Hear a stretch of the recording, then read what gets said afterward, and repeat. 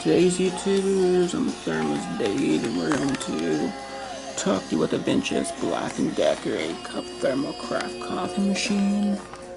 It's pretty fucking old, as you can see. It's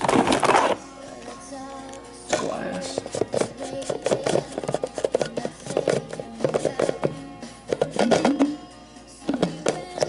That's the ground floor, it's Vinches.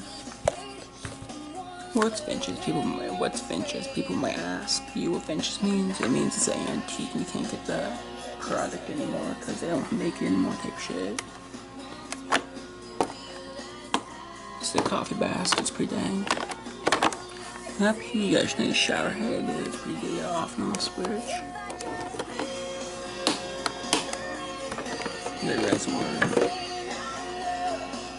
Pretty decent. You clean your coffee maker, I use white vinegar in my coffee maker, YouTubers. I don't use fucking COR. COR does work, but it costs so much money. Nice cord that comes right out for dang. I have a 5 stars, and so yeah, price.